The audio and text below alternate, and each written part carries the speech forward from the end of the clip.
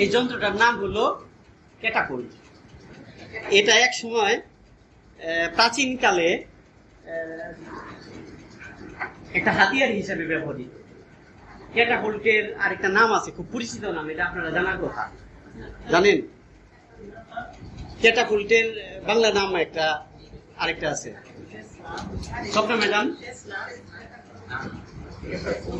ক্যাটাপুল্ট, হ্যাঁ, CATAPULT, ক্যাটাপুল্ট।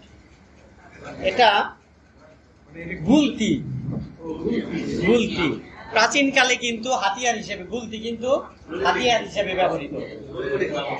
হ্যাঁ, তো এটা আমি বানিয়েছি আইসক্রিমের কাঠিদের বর্গাকৃতি। প্রথমে নিচেটা বানিয়েছি, তারপরে এইদিকে একটা দেওয়ার পরে এইদিকে কলম দিয়ে, আর এটাকে চামচ বলে আর কি, এই ক্যাটাপুল্টের চামচ এটা। হ্যাঁ, এটা দিয়ে আমি নিউটনের সূত্র, নিউটনের 3টে সূত্র আমি এখানে এটাই ব্যবহার করতে পারবো। 3টে সূত্রই ব্যবহার করতে পারবো। প্রথম সূত্রটা কি আমরা তো জানি, নিউটনের 3টে সূত্র। প্রথম সূত্র জড়তা সূত্র নামে পরিচিত, তাই না? জড়তা বুঝেন আপনারা? জড়তাটা কি? হ্যাঁ, প্রবণতা। হ্যাঁ, স্থির বস্তু, যেরকম এটা এখন স্থির আছে না, এটা কিন্তু স্থিরই থাকতে চায়। আর আমি এটাকে বল প্রয়োগ করে যদি এটাকে গতিশীল করতে চাই, তাহলে ওটা গতি থাকতে চায়। এইটা হলো, এটা থাকার যে প্রবণতা, সেটা হলো জড়তা। তো প্রথম সূত্রটা জড়তার সূত্র নামে পরিচিত। আমরা ছোট ছোট কাগজ দিয়ে কয়েকটা বল বানাবো। এটা এখন স্থির আছে না আমার এই বলটা, এখন এইটার উপরে আমি বল প্রয়োগ করব।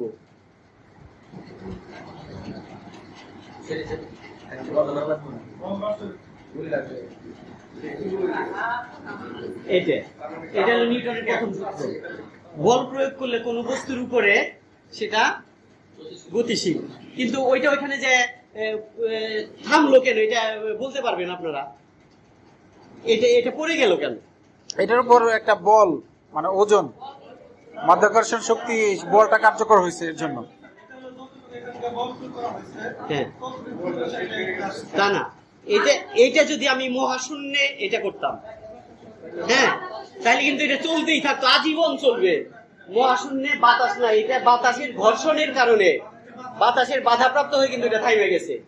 কিন্তু আমি যদি এটা মহাশূন্যে এটা ব্যবহার করতাম, এটা কিন্তু চলতেই থাকবে। এটা একটা সূত্র। আর নিউটনের দ্বিতীয় সূত্রটা কি? F = ma, প্রযুক্ত বল। এইখান থেকে আমি এই বস্তুটার ভর বের করতে পারবো। F এনে কত বল প্রয়োগ করলাম, এইটার যদি আমি জানি, যে ভর জানি, ভর গুণ 9.8 গুণফল যেটা, সেখানে এটা প্রযুক্ত বল হয়েছে। এটা হলো দ্বিতীয় সূত্র, এই প্রযুক্ত বল। আর তৃতীয় সূত্র কি? প্রত্যেক ক্রিয়ার একটা সমান এবং বিপরীত প্রতিক্রিয়া আছে। এটা হইল ক্রিয়া। এই যে আমি যেটা করলাম, এটা ক্রিয়া, এটা ক্রিয়া। তারপরে যে আবার এটা করলো ক্রিয়া, এইটা আবার প্রতিক্রিয়া। এটা যে তৃতীয় সূত্র। এরকম একটা ছোট কাটো আর কি এটা।